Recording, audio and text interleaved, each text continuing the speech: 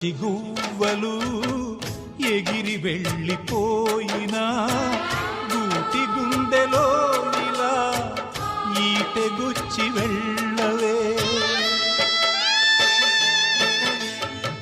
ముళ్ళ చెట్టు కొమ్మలైనా ఎంత పైకి వెళ్ళినా తల్లి వేరుపై ఇలా కత్తి దూసి ఉండవే.